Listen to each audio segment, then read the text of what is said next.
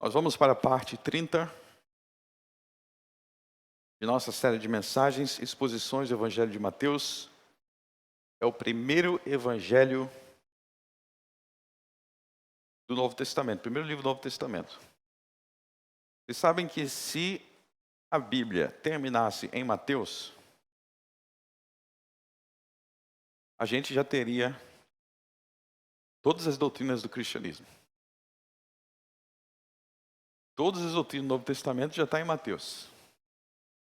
Para que o resto? O resto é para repetir, se aprofundar. Mas já estava tudo em Mateus. Então, se você estudar Mateus, você já terá estudado tudo. Você tem que estudar o resto. E Deus deu o resto. Deus é muito gracioso. Ele repete as coisas de várias maneiras ao longo da Bíblia. Perceba isso. Deu os 10 mandamentos em Moisés. Está repetindo aqui. Nós vamos para o capítulo 5, no Sermão do Monte. Vocês lembram que lá em Moisés,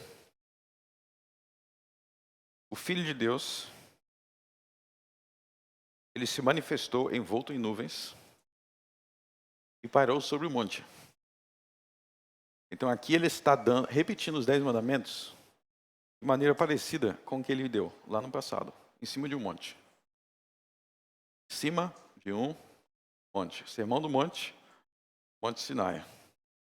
Mesma pessoa, o Filho de Deus, falou com Moisés e com todo o povo. Então nós vamos hoje falar sobre os versos 43 e 48. O título da nossa mensagem é Amai os vossos inimigos. Amai os vossos inimigos. Verso 43. Ouviste o que foi dito. Amarás o teu próximo e odiarás o teu inimigo. Eu, porém, vos digo, amai os vossos inimigos. Bendizei os que vos maldizem. Fazei bem ao que vos odeiam. E orai pelo que vos maltratam e vos perseguem. Para que sejais filho do vosso Pai que está nos céus. Porque faz que o seu sol se levante sobre maus e bons, e a chuva desça sobre justos e injustos. Pois se amardes os que vos amam, que galardão tendes? Não fazem os publicanos também o mesmo? E se saudardes unicamente os vossos irmãos, que fazeis demais? Não fazem os publicanos também assim? Sedes vós perfeitos, como é perfeito o vosso Pai, que estás nos céus. Amém. Vamos analisar esse trecho. Bom, em primeiro lugar, como nós já vimos ao longo de muitas semanas, o Senhor Jesus, ele tinha uma fidelidade absoluta às Sagradas Escrituras. Então, quando Jesus veio ao mundo, Deus já havia dado a primeira parte da Bíblia, que nós chamamos de Velho Testamento. Naquele tempo não era chamado de Velho Testamento, porque ainda não havia o Novo. É chamado agora de Velho porque já tem o Novo. Era chamado de Sagradas Escrituras, era chamado de a Lei e os Profetas. Então, a Lei e os Profetas eram os 39 livros que os judeus receberam de Deus como sua palavra, como a sua Bíblia. A palavra Bíblia significa os livros. A Bíblia Sagrada, os livros sagrados. Essa expressão também aparece dentro da própria Bíblia, lá em Daniel, capítulo 9. Ele se refere à Sagrada Escritura como Bíblia. É obviamente no hebraico, os livros, em português. Os livros sagrados. E Jesus tinha uma fidelidade incondicional a esses livros. Jesus tinha uma fidelidade incondicional, porque essa era a sua própria palavra. Essa era a palavra do Pai, e essa era a palavra do Espírito Santo.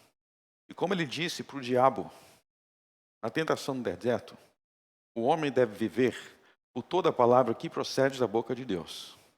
O homem deve viver não só de pão, mas de toda a palavra que procede da boca de Deus. Ele disse isso na tentação no deserto, citando Deuteronômio capítulo 8. Portanto, diante de tamanha fidelidade que o Filho do Homem, que é o Filho de Deus, tinha às Sagradas Escrituras, diante dessa fidelidade, ele não poderia permitir que a palavra de seu pai, que era a sua própria palavra, fosse corrompida pelos falsos líderes religiosos da época. Por isso, nós também precisamos ser fiéis às Sagradas Escrituras, as mesmas Escrituras que Jesus lia, que ele ensinava, que ele pregava. Nós também devemos ser fiéis a ela e rejeitar todos que a desprezam. Por isso, nós não reconhecemos nenhuma autoridade, nenhum líder religioso que despreze a Sagrada Escritura e não tenha ela em alta estima. E por isso que nós nos esforçamos para entendê-la, porque nós sabemos que dela é que o homem vive, e não só de pão. É dela que o homem vive. Aprendam então com Cristo a respeitar as Sagradas Escrituras. Não um respeito da boca para fora, não como se fosse algum tipo de objeto, um talismã que você coloca lá na estante para abençoar a sua casa, mas aprenda com Cristo a buscar o sentido dela, a entender o que ela diz, para aplicá-la em sua vida. Nós aprendemos a valorizar a Bíblia com o Senhor Jesus. E nessa valorização da Bíblia, como eu acabei de dizer, o Senhor Jesus estava explicando a lei dos profetas, o Velho Testamento, contra as corrupções dos escribas e fariseus. Contra as corrupções dos escribas e fariseus. E nós vimos que em cada trecho do Sermão do Monte, ele comenta um mandamento e explica o sentido original. Não é, eu vou mudar o sentido. Ele explica o sentido original que já tinha desde o princípio. Existe um movimento nas igrejas que está crescendo no Brasil, se chama dispensacionalismo progressivo. E os seguidores do dispensacionalismo progressivo, eles dizem, número 1, que os 10 mandamentos não valem para o Novo Testamento. E eles dizem, número 2, que os apóstolos, ou Cristo e os apóstolos, quando eles iam citar uma passagem do Velho Testamento, eles davam um sentido diferente do sentido original. Fujam dessa heresia. Jesus não dava um sentido diferente. Ele nem veio para anular a lei moral do seu pai. Ele veio para explicar exatamente como sempre foi. Vamos para o verso 43. Ouviste que foi dito, amarás o teu próximo e odiarás o teu inimigo. Neste verso aqui, a primeira pergunta que a gente tem que se fazer é: ouviste o que foi dito por quem? É como, tipo assim, falaram. Falaram, quem que falou? Quem que falou? Ouviste o que foi dito. Dito por quem? Será que foi por Moisés? Será que foi por Salomão? Será que foram pelos fariseus? Quem que disse essa frase? Amarás o teu próximo e odiarás o teu inimigo. Então existe aqui uma ordem para odiar. Odeie o seu inimigo. Quem é que disse isso? Vamos voltar para Levítico capítulo 19. Levítico capítulo 19. Nós estamos voltando porque o nosso objetivo é explicar o sentido original das coisas, porque essa é a finalidade de Jesus no Sermão do Monte. Levítico 19, verso 11. Na verdade, começa no verso 9, tá? Levítico 19, verso 9. Quando também fizerdes a colheita da vossa terra, o canto do teu campo não cegarás totalmente, nem as espigas caídas colherás da tua cega. Semelhante não rabiscarás a tua vinha, nem colherás os bagos caídos da tua vinha, deixá-lo-ás ao pobre e ao estrangeiro. Eu sou o Senhor vosso Deus. Para aí. Então, imagina que você tem... Alguém aí tem muitas terras? Bom, não sei. Mas se alguém aí tiver muitas terras, em que você planta coisas lá, esse trecho aqui está dizendo que uma parte do que você planta, você tem que usar para os pobres. É isso. Tá? Então, ó, tive lá tantos hectares de plantações. É tudo para mim. Não, não é tudo para você não. Você tem que separar uma parte ali para os pobres. Esse é o ponto desse texto. Vamos continuar. Verso 11. Não furtareis, nem mentireis, nem usareis de falsidade cada um com o seu próximo. Nem jurareis falso pelo meu nome, pois profanarás o nome do teu Deus. Eu sou o Senhor. Não oprimirás o teu próximo, nem o roubarás. A paga do diarista não ficarás contigo até pela manhã. Não amaldiçoarás ao surdo, nem porás tropeço diante do cego, mas temerás o teu Deus. Para aí. Verso 13. O que é não pagar? A paga do diarista não ficará contigo até pela manhã. Diarista, a pessoa recebia por dia. Isso que é diarista, quem recebe por dia.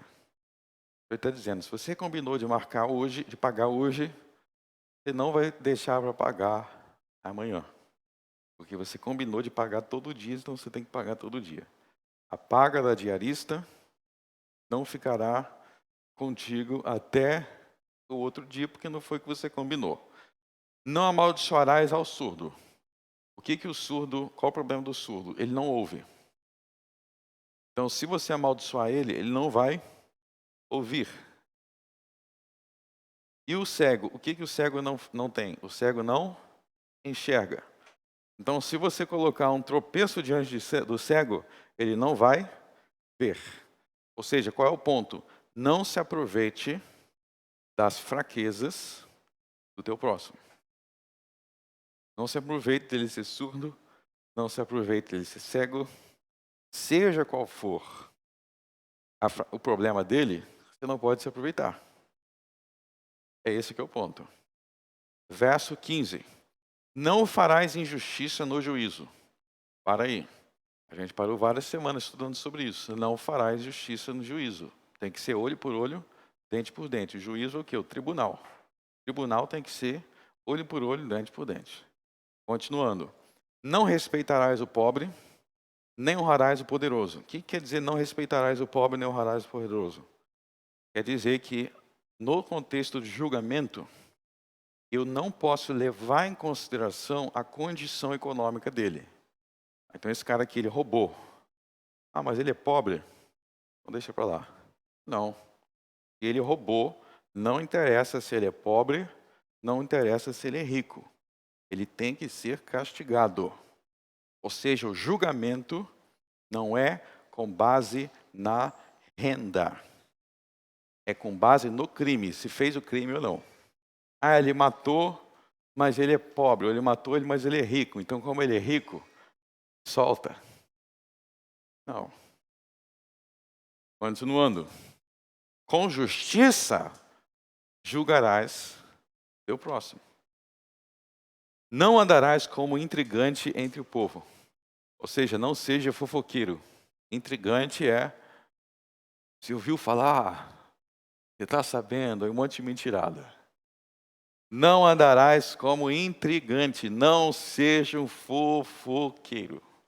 Linguagem de hoje, fofoqueiro, intrigante, arrumando confusão. Fofoqueiro é o cara que fica só levando história e arrumando problema. Briga, né? Intriga. Continuando. Não te porás contra o sangue do teu próximo. Matar. Eu sou o Senhor. Verso 17. Não odiarás a teu irmão no teu coração. Não deixarás de repreender o teu próximo. O que quer dizer não deixarás de repreender o teu próximo? Quer dizer que o teu próximo, ele está cometendo absurdos, ele está cometendo pecados contra Deus e você não está nem aí. Você deixa de repreendê-lo, você não deve deixar de repreendê-lo. Então, se eu ver alguém aqui mentindo, eu vou repreender. Continuando. Por causa dele não sofrerás pecado. Sofrerás aqui tem o sentido de suportar, tolerar. Não é no sentido de eu estou sofrendo, estou sendo atormentado. Mas você não repreende porque você deixa rolar. Você não está nem aí, você tolera. Não, você tem que repreender e não tolerar. Verso 18. Não te vingarás. Lembra que a gente falou sobre isso várias semanas? A vingança pertence a Deus. Não te vingarás, nem guardarás ira contra o filho do teu povo, mas amarás o teu próximo como a ti mesmo. Eu sou o Senhor. Para aí. Bom, vocês leram aí, amarás o teu próximo como a ti mesmo. Se você observar o contexto, nos versos anteriores, ele está dando vários exemplos do que é amar o próximo. Então, amar o próximo é não enganar ele, não matar ele, não se aproveitar de um problema que ele tem para tirar vantagem, não dar calote. É um monte de coisa que ele está citando e ele termina dizendo, ame teu próximo. Só que tem um problema aqui. Na verdade, não é um problema. Mas tem algo aqui que está faltando. Verso 18. Amarás o teu próximo como a ti mesmo. Leram isso? Alguém leu aí, odiarás o teu inimigo? Não viram aí, odiarás o teu inimigo? É um detalhe importante. Na verdade, no verso 17 diz assim, não odiarás. Então, cadê o odiarás o teu inimigo? Não existe. Então, se você voltar lá para Moisés, não tem odiarás o teu inimigo. Tem amarás o teu próximo, mas não odiarás o teu inimigo. Vamos voltar para Mateus 5?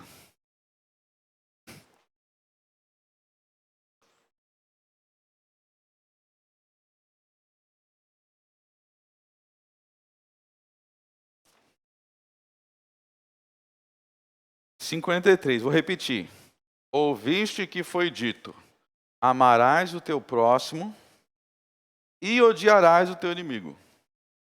Amarás o teu próximo, nós vimos onde está. Está em Levítico, qual capítulo? 19, um dos mais importantes capítulos da Bíblia. Você tem que ter isso memorizado. Levítico 19, amarás o teu próximo como a ti mesmo. E odiarás o teu inimigo. Aonde que tem? Não tem. Então, se você ler de Gênesis até Malaquias, vocês não vão encontrar esse mandamento. Amarás o teu próximo e odiarás o teu inimigo. Ué, se não está lá, essa parte não está lá, aí a gente volta para a pergunta que eu fiz no começo. Ouviste que foi dito. Foi dito por quem? Foi dito por quem? Bom, amarás o teu próximo foi dito por Moisés. Mas essa versão nova aí, tem a versão nova. Tem a versão alterada. Isso não vem de Moisés. Vem de quem? Eu acho que a maioria aqui já sabe. Mas vamos voltar para o verso 20. Porque vos digo que se a vossa justiça não exceder a dos escribas e fariseus, de modo nenhum entrareis no reino dos céus. Então, essa versão do mandamento aí não vem da Bíblia, não vem de Moisés, não vem dos profetas, não vem dos salmos, não vem de provérbios, vem dos escribas e dos fariseus.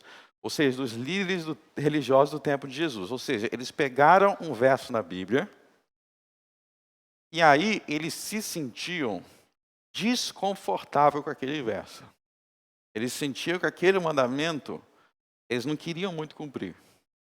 Então eles reformularam, eles deturparam para dar o sentido que eles queriam. Vou explicar como é que é. Bom, está escrito lá, amarás o teu próximo como a ti mesmo. Um servo verdadeiro de Deus, ele quer saber como é que Deus define as palavras. Ele quer saber o que Deus quis dizer por próximo. Aqui é muito importante. Um servo de Deus, um filho de Deus, quando Deus fala algo, você quer saber o que Deus quis dizer. Agora, o ímpio não. O ímpio, ou crente que está muito fraco, Ele não quer saber o que Deus quer dizer. Ele quer dizer o que Ele quer que seja. Aí eu quero que seja isso daqui. Eu quero que amor seja isso daqui, que próximo seja isso. Então o fariseu ímpio, incrédulo, falso religioso, ele chegava. Não, próximo, eu vou dizer o que é próximo. Não tem base bíblica nenhuma. Próximo são os meus amigos e as pessoas que eu gosto muito. Pronto. Resolvido o problema. Se você falar que próximo é só os seus amigos, e o seu filho e a sua mulher, será que amar o próximo assim é difícil? Não. O próximo é só quem eu gosto. Amarás o teu próximo como a ti mesmo. Então, amarás as pessoas que você gosta muito como a ti mesmo. Pronto, ficou fácil o mandamento. Mas a grande pergunta não é o que você quer que seja. A pergunta é o que Deus quis dizer. Aí eu volto. Jesus, ele tinha uma reverência e uma fidelidade incondicional à Escritura. Então Jesus, ele não aceitava que as palavras tivessem um sentido diferente que Deus deu. E aí a gente vê o grande perigo da leitura superficial e imprecisa. A gente vive numa cultura de achismos, onde as pessoas acham que elas podem entender o que elas quiserem e não tem problema. Meus irmãos, esse é o fundamento do farisaísmo. Entender o que quiser, definir as coisas de qualquer jeito, sem estudo, sem preocupação, e achar que é isso mesmo. Não tem problema. Não, próximo, meus amigos, amarás teu próximo como a ti mesmo. Você, meus amigos aqui, acabou. Mas se alguém pisar no meu pé, esse não é meu próximo, não. Se ele não é meu próximo, eu não preciso amá-lo. Se ele não é meu próximo, eu posso odiá-lo. Eles criaram até uma frase. Amarás o teu próximo e odiarás o teu inimigo. Essa é a vontade de Deus, amém. É isso aí, odiarás o teu inimigo. Jesus disse não. Então, no verso 44, eu, porém, vos digo, amai os vossos inimigos. O que Jesus está fazendo é corrigir a falsa interpretação dos fariseus da palavra próximo. Ele está corrigindo a falsa interpretação deles. E não é verdade que até o dia de hoje as palavras de Deus são deturpadas e redefinidas desta forma? Então, no verso 44, quando Jesus diz amai a vossos inimigos, o sentido é o seguinte. No contexto original de Moisés, a palavra próximo inclui os teus inimigos. E eu posso provar que inclui só lendo Levítico 19 com atenção.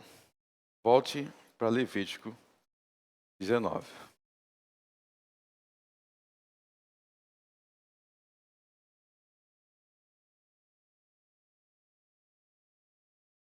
Volte para Levítico 19.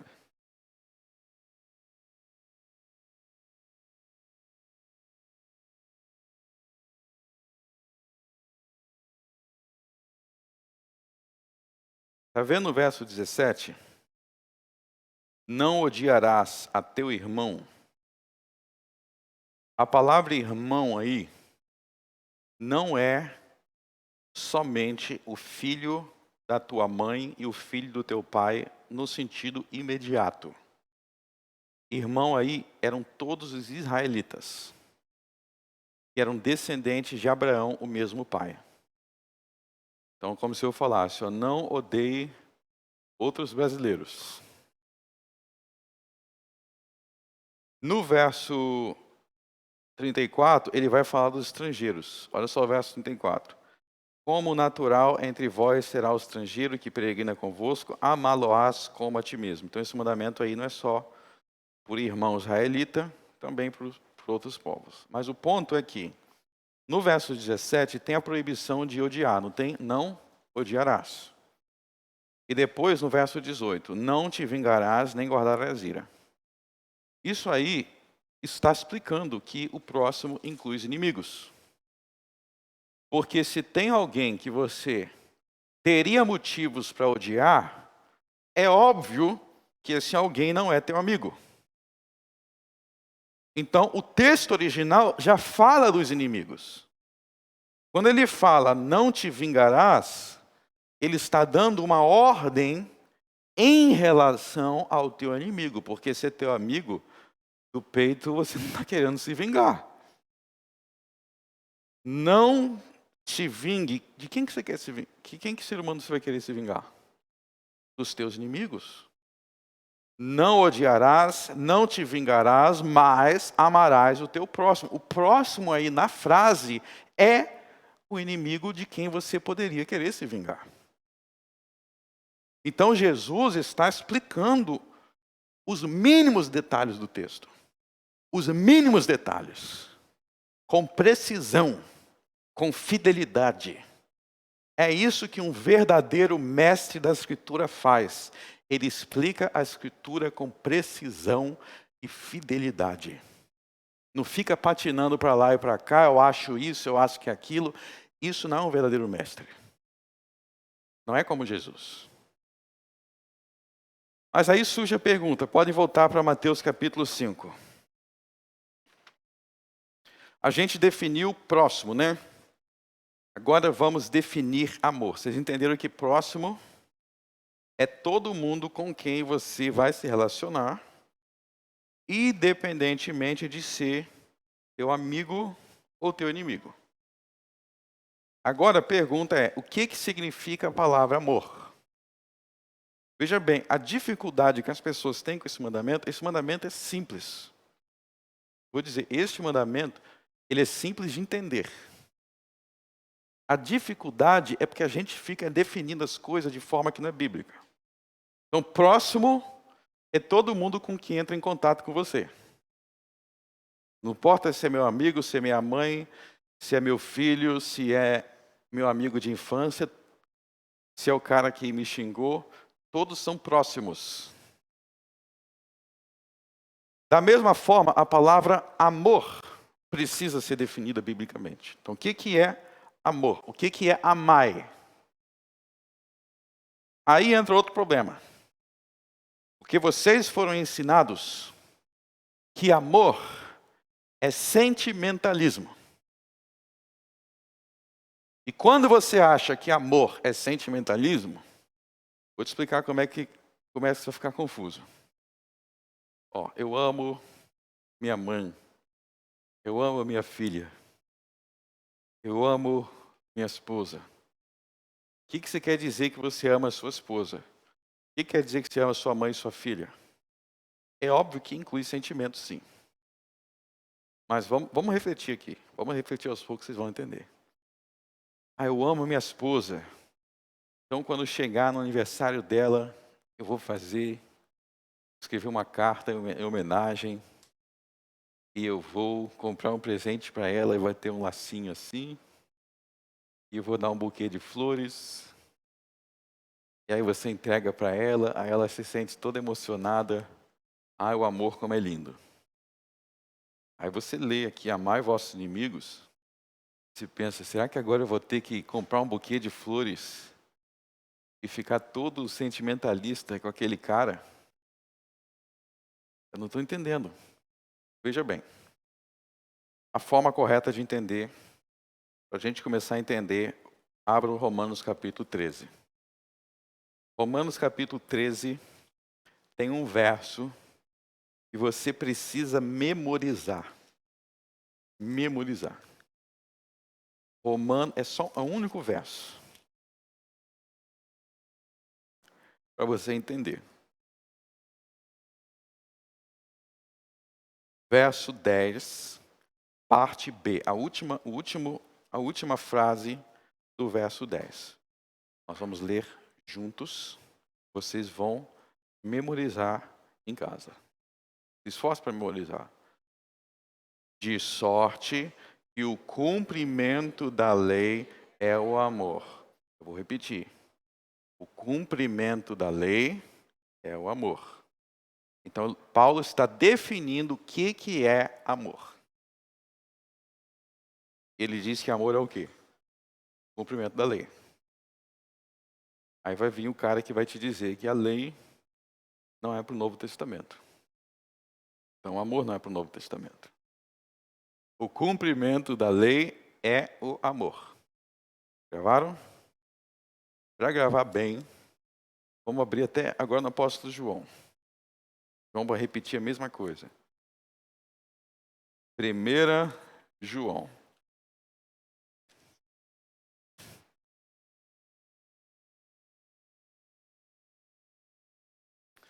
É 1 João.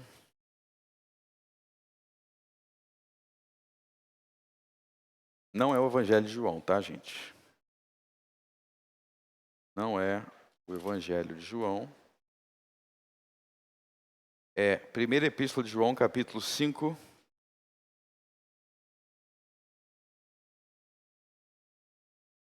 Verso 3. Porque este é o amor de Deus. Está vendo que tem 2 pontinhos aí? O que é esses 2 pontinhos? Que ele vai te explicar o que é o amor de Deus. E guardemos os seus mandamentos. Então, João, amor, amar igual a guardar os mandamentos. Paulo, amar é cumprir a lei. Claro? Nunca mais se esqueça disso. Agora nós vamos voltar para Mateus 5. –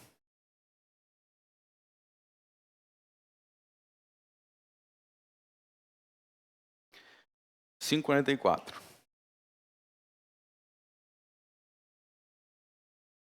O que é amar mesmo? Segundo Paulo, amar é o quê? Guardar a lei. E segundo João, guardar os mandamentos. Então vamos substituir para a gente entender. Ouviste que foi dito, amarás o teu próximo e odiarás o teu inimigo. Está errado porque não está escrito, odiarás o teu inimigo. Portanto, eu, Jesus, vim esclarecer, guardarás os mandamentos em relação ao teu inimigo. Então, amar o inimigo é guardar os mandamentos para com ele. Vamos lá, agora vamos explorar isso. O amor, ele existe diversos tipos de objeto deste amor. Existem diversos tipos de amor. Então, existe, em primeiro lugar, o amor do homem para com a sua esposa. O amor do homem para com a sua esposa não se manifesta da mesma forma, por exemplo, que o amor para com os filhos. Para pensar nessa diferença. O amor para com a esposa não se manifesta da mesma forma que o amor para com os filhos. Qual é a diferença? A diferença está na forma com que esse amor, dentre outras coisas, na forma que esse amor é sentido. Então, por exemplo, o amor conjugal, ele é um amor exclusivo, não é compartilhado, e além disso, ele é um amor que inclui, inclusive, o prazer sexual. Inclui relacionamento sexual. Já o amor para com os filhos é um amor que não é exclusivo, ele é compartilhado entre vários filhos. Não existe a noção de exclusividade mútua. Existe um compartilhamento de amor e não tem conotação, nenhum tipo de conotação romântica ou sexual. Então vocês entendem que o tipo de amor que tem pelo cônjuge é um tipo, o tipo de amor pelos filhos é outro, o tipo de amor pelos amigos é outro. Para vocês entenderem, pense nos seus pais. Agora pense nos seus filhos. Agora pense nos seus amigos. Agora pense nos irmãos da igreja.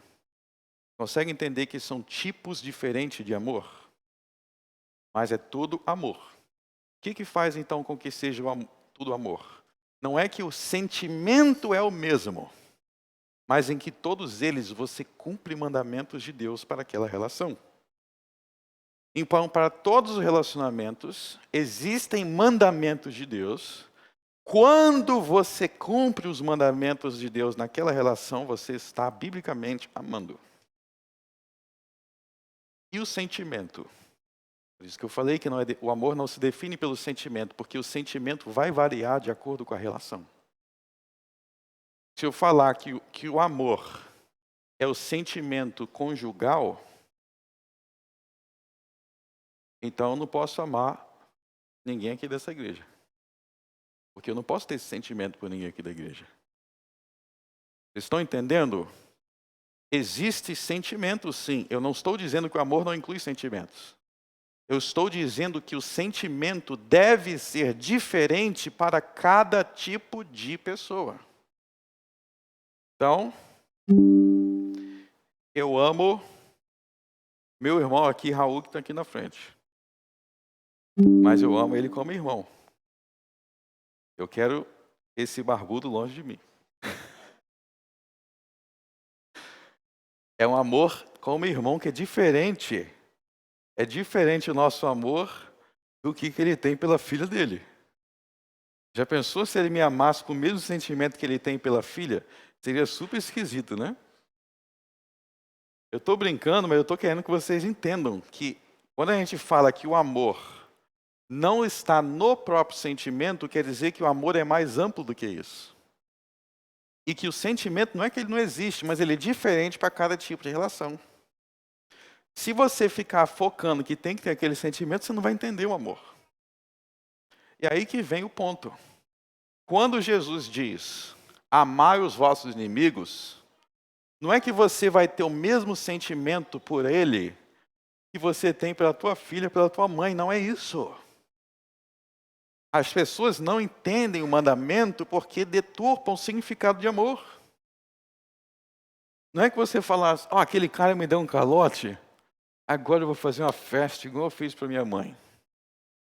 Não tem nada a ver com isso. Você deve amá-lo como um inimigo.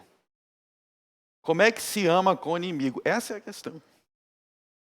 Não tem nada a ver que você vai amar ele como se ele fosse sua esposa.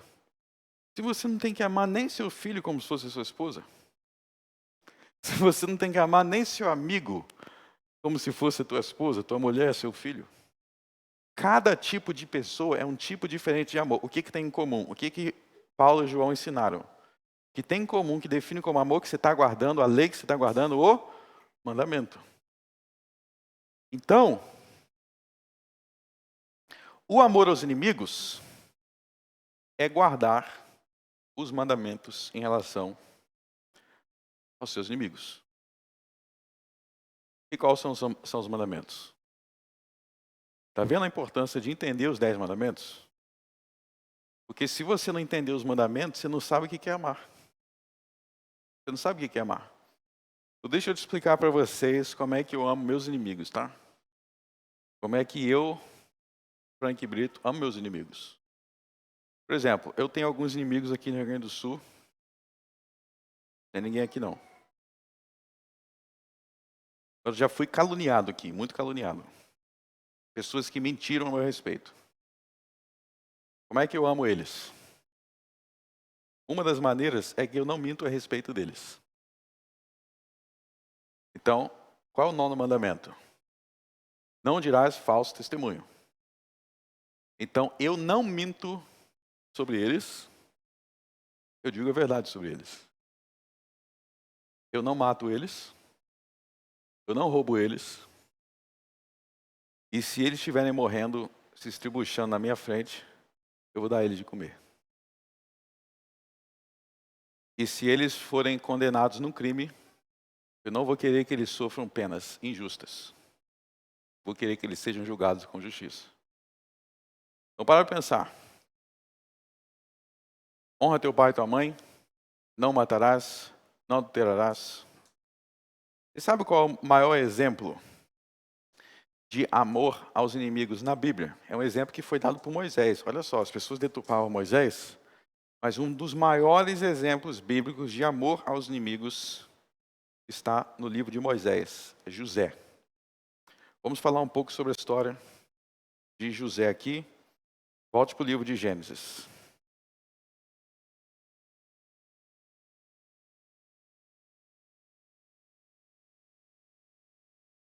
Volte para o livro de Gênesis, final do livro de Gênesis.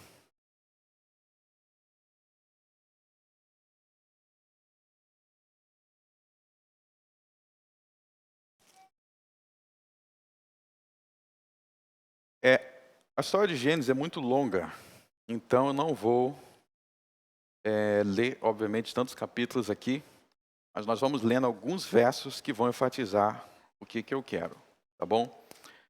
Gênesis 37. Para contextualizar, José, ele era bisneto de Abraão, ele era neto de Isaque e ele era filho de Jacó. E dos filhos de Jacó, ele era o único que já se mostrava realmente convertido. O resto era tudo ímpio. Tinha um lá que era pequeno ainda, mas dos que tinham idade, eles já se mostraram tudo ímpio. Perverso.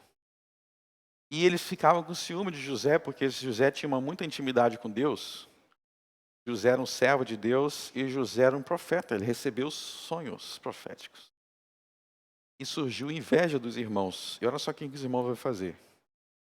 Gênesis 37, verso 18. E viram-no de longe, e antes que chegasse a eles, conspiraram contra ele para matarem.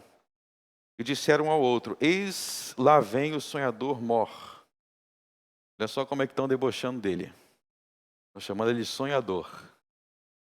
Vindo, pois, agora e matemos-nos, lancemos numas destas covas e diremos: uma fera o comeu. E veremos que será dos seus sonhos. E ouvindo Rúben, livrou das suas mãos e disse: não lhe tiremos a vida. Também lhes disse Rúben: não derrameis sangue, lançai-o nesta cova que está no deserto, e não lanceis mão nele. Isso disse para livrá-lo da mão deles e para torná-lo a seu pai. E aconteceu que, chegando José a seus irmãos, tiraram de José a sua túnica, a túnica de várias cores que trazia, e virem para o verso 26. Então Judá disse a seus irmãos: que proveito haverá que matemos o nosso irmão e escondemos seu sangue? Vinde e vendamos-los a esses ismaelitas, e não seja nossa mão sobre ele, porque ele é nosso irmão, nossa carne. E seus irmãos obedeceram.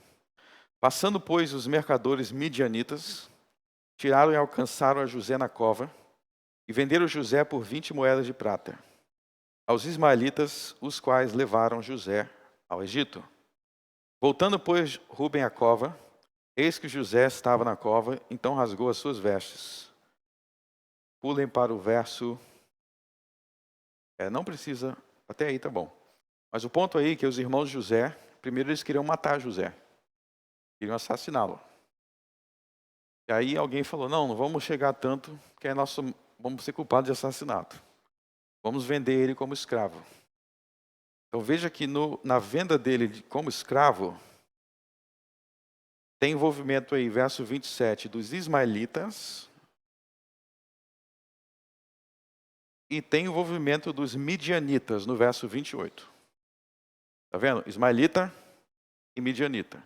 Esse detalhe é muito importante. Por quê? Porque José foi vendido por quem? Pelos seus próprios irmãos. Vendeu para quem? Para os ismaelitas. Os ismaelitas eram quem? Eram descendentes de Ismael. Ismael era filho de quem? Filho de Abraão. E os midianitas eram descendentes de Midian. E Midian era filho de quem? De Abraão. Ismael era filho de Abraão. Midian era filho de Abraão. Ou seja, José foi traído por todos os descendentes de Abraão. Por todos. Todos o escravizaram. Quem são seus inimigos? Os próprios irmãos são seus inimigos. Seus próprios parentes são seus inimigos.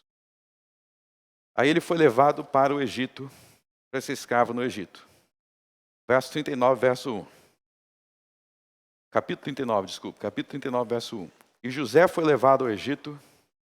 Potifar, oficial de Faraó, capitão da guarda, homem egípcio, comprou da mão dos ismaelitas que o tinham levado lá. Então, os ismaelitas venderam ele para o Egito. E Potifar, então, era o senhor dele como escravo. E ele tinha autoridade oficial do Faraó. Eu te pergunto, Potifar é amigo dele? Não, é mais um inimigo. Então, agora não é só os parentes dele, agora tem um cara no Egito também inimigo dele. Como inimigo dele, se José fosse fariseu, vamos descobrir, José era fariseu ou não. Se ele fosse pensasse igual aos fariseus, como que ele pensaria? Amarás o teu próximo e odiarás o teu inimigo. Então ele ia ter que odiar quem? Ele ia ter que odiar seus parentes. O que é odiar? Quebrar os mandamentos em relação a eles. Ou seja, ia poder matar, roubar, mentir, adulterar contra eles. Agora vamos abaixar aí. Verso 6. No verso 7. E aconteceu depois dessas coisas que a mulher do seu senhor pôs os seus olhos em José. E disse, deixa-te comigo, deita-te comigo. A mulher do Potifar, que é o seu inimigo, porque é quem escraviza ele, aparece dando em cima dele. Falando, vamos para a cama. Verso 8. Porém, ele recusou e disse à mulher do seu senhor, eis que o meu senhor não sabe do que há em casa comigo, entregou em minha mão tudo que tem. Ninguém é maior do que eu nesta casa, e nenhuma coisa me vedou senão a ti, porquanto tu és a sua mulher. Como, pois, faria eu tamanha maldade e pecaria contra Deus? Qual dos 10 mandamentos José está obedecendo? Não adulterarás. Então, ao obedecer este mandamento por não adulterar com a mulher do seu senhor, o que ele está fazendo? Ele está amando o seu inimigo. Não tem nada a ver com José ficar à noite pensando, ai, o Potifar é maravilhoso. Eu amo ele como se fosse meu pai Jacó. Tem nada a ver com isso, parem de viajar. Tem a ver que quando a mulher dele dá em cima dele, ele diz, vai embora, porque você é a mulher dele. Se ele é meu inimigo, não interessa. Amai os vossos inimigos, é isso. Guarde os mandamentos de Deus em relação a eles. O que o fariseu queria então? O que o fariseu diria? Ele vai dizer, não, guardar os mandamentos se ele for teu amigo. Se ele for teu inimigo, pode deitar com a mulher dele. Porque ele é teu inimigo. Odiarás teu inimigo. Se tiver oportunidade, olha só outra coisa.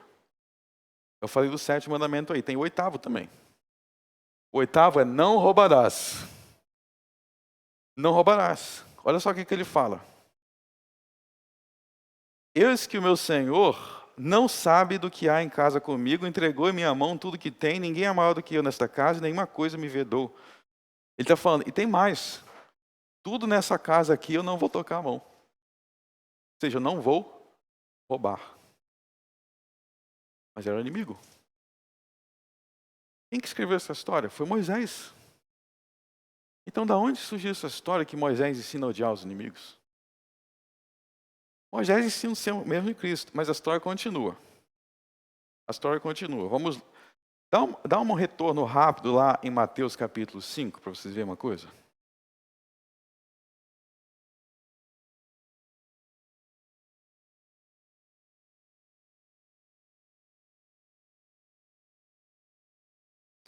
Olha só o que Jesus diz em Mateus capítulo 5, versos 46, 47. Pois se amardes os que vos amam, que galardão tereis? Está vendo essa pergunta de Jesus? Que galardão tereis? O que é galardão? Recompensa. O que ele está dizendo? Quando você ama, ou seja, guarda os mandamentos em relação aos seus inimigos, você tem galardão. Você tem recompensa. Deus te recompensa. Vamos voltar para Gênesis 39.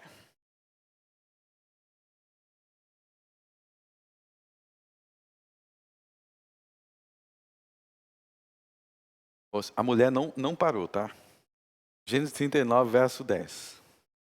E aconteceu que falando ela cada dia a José, e não lhe dando ele ouvidos, para deitar-se com ela, estar com ela, cada dia. Todos os dias essa mulher ia lá. Todos os dias José dizia não.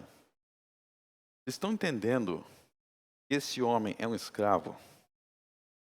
Vocês estão entendendo que esse homem foi enviado para lá, traído pela própria família? Tanto irmãos, parentes, filho de Midian, filho de Ismael, traído pela própria família. Humanamente falando, ele tem todos os motivos para chutar o balde e dizer, quer saber? Vamos lá, eu vou me vingar, eu vou me vingar. Todo dia ele dizia não. Não coloco a mão em nada aqui e nem coloco a mão em você. Porque eu sirvo a Deus. Porque eu sirvo a Deus.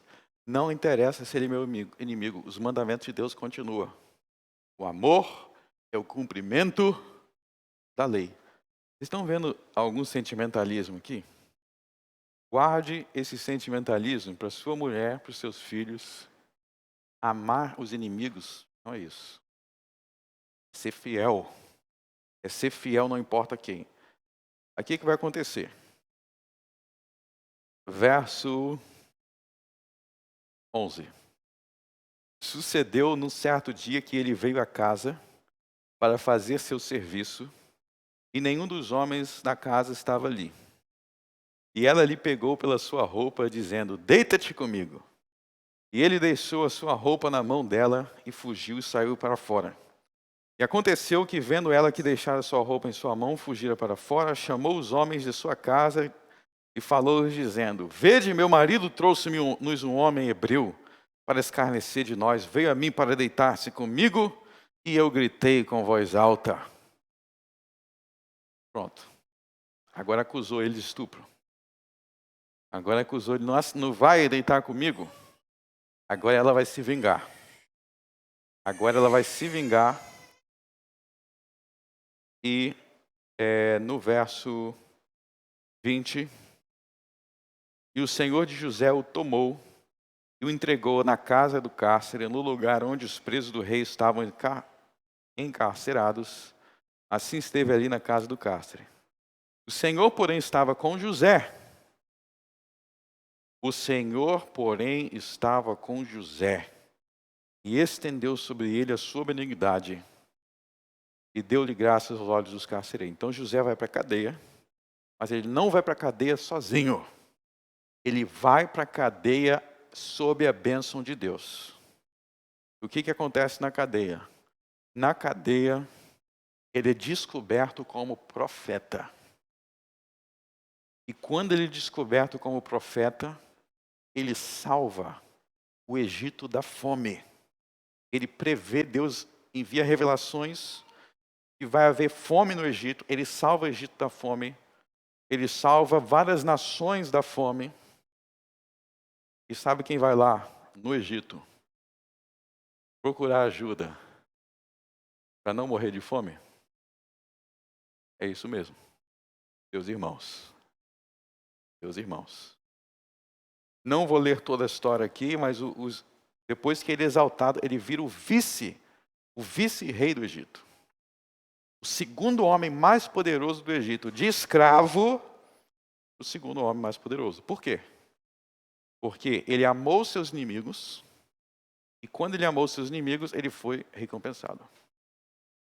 Por isso que Jesus disse, se vocês não fizerem isso, que recompensa tereis? Busque as recompensas de Deus. Que recompensa tereis se vocês não amarem os seus inimigos? Até os cobradores de impostos, até as pessoas mais baixas, tratam bem seus amigos. Vocês têm que ser igual ao Pai Celestial do céu. Sabe o que o Pai Celestial do céu faz? Ele faz o sol nascer até sobre os ímpios. É aquele ímpio, perverso, blasfemador. Ele continua tendo comida. Ele continua tendo onde morar. É Deus que dá para ele. E Deus ama os seus inimigos. Então você vê que quando Jesus fala do amor de Deus pelos seus inimigos, ele fala em termos de ação. Não é um sentimentalismo de Deus, mas Deus guarda a vida deles. Deus não permite que eles morram. Da mesma forma, nós amamos os nossos inimigos, não porque ficamos noites a claro, tendo sensações, mas porque nós guardamos a lei de Deus em relação a eles. E foi isso que José fez com seus irmãos. Abra em Gênesis capítulo 50.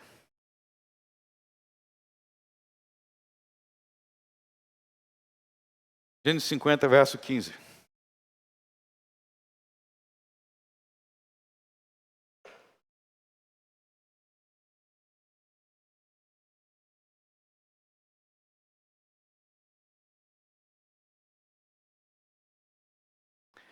Vendo então os irmãos de José que seu pai já estava morto, disseram: porventura nos odiará José e certamente nos retribuirá todo o mal que fizemos. Verso 17, quer dizer, verso 18. Depois vieram também seus irmãos e prostraram-se diante dele e disseram: eis-nos aqui por teus servos. E José lhes disse: não temais, porventura estou eu no lugar de Deus? Vós bem tentastes o mal contra mim. Porém, Deus o intentou para o bem, para fazer como se vê neste dia, para conservar muita gente com vida. Agora, pois, não temais, eu vos sustentarei a vós e a vossos filhos. Assim os consolou e falou segundo o coração deles. Ou seja, está falando, não vou matar vocês não. Eles acharam, olha só no verso 15. Porventura nos odiará José e vai matar todo mundo, que agora ele é o vice-rei do Egito. A gente aqui passando necessidade, agora que morreu Jacó, ele vai matar todo mundo. José olhava além dessas coisas, ele não matou. Inclusive olhando para as promessas sobre as 12 tribos, de onde veio a nação de Israel. Jacó olha para a promessa de Deus, para a providência de Deus, para os propósitos de Deus, e por isso que ele consegue guardar a lei de Deus em relação aos seus inimigos. Então veja bem que deturpação, para finalizar, a deturpação dos fariseus é tanta, que Moisés, o primeiro livro de Moisés, ele passa 10 capítulos te contando uma história, que a moral dessa história é amai os vossos inimigos. A moral da história de José é essa.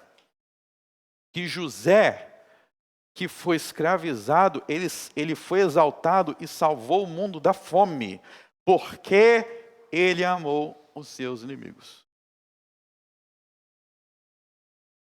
O que Jesus falou lá não é nenhuma novidade não, gente. Quando Jesus fala, ame os seus inimigos para ter recompensa, não é nenhuma novidade. Moisés ensinou isso nos últimos 10 capítulos ensinando isso.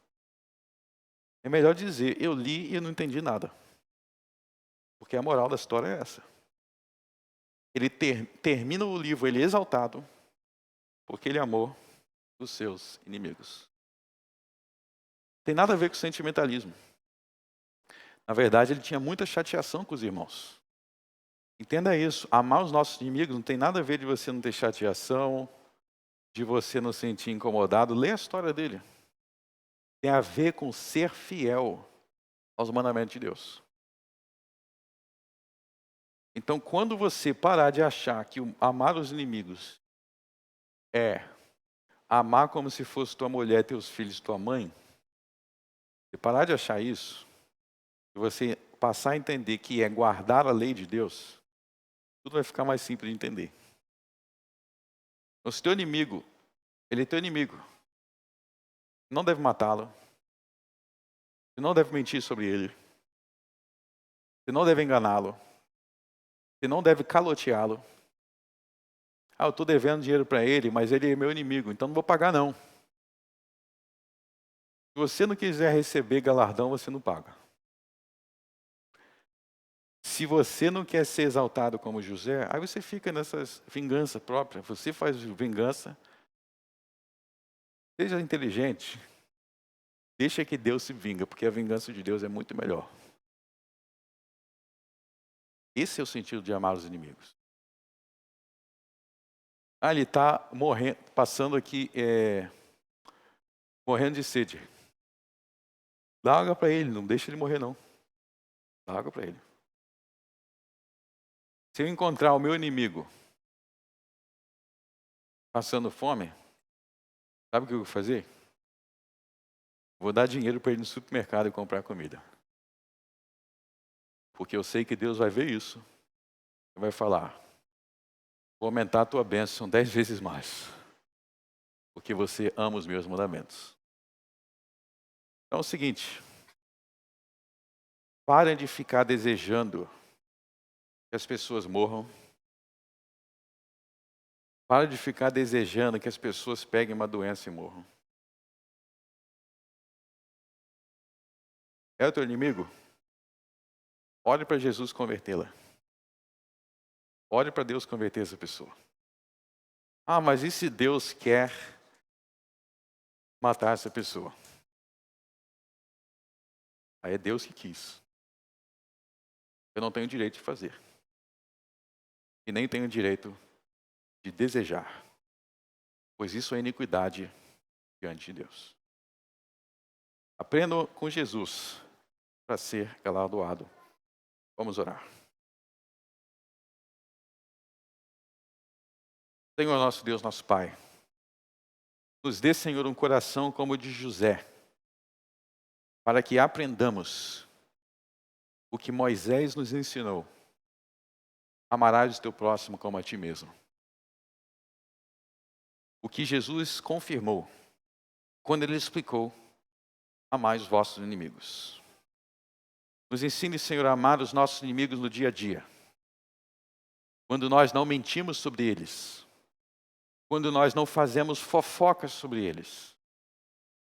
Quando nós não ficamos desejosos de destruí-los e de se vingar. Mas que nós venhamos aprender a deixar nas mãos de Deus. A entender que Deus faz justiça. No tempo dele, do modo dele, na hora dele. E quando nós descansamos em Deus, nós somos recompensados como José foi recompensado, exaltado. Nos ensine, Senhor, que nenhuma vingança que José pudesse tentar fazer com as suas próprias mãos, seria tão grande como a recompensa que tu destes a ele. Nos ensine, Senhor, que o que tem para nós é muito maior. Por isso não precisamos andar inquietos com relação aos nossos inimigos, mas sabendo que quanto mais eles fazem mal conosco, mais eles plantam as sementes da nossa exaltação. Por Cristo Jesus, eu oro. Amém.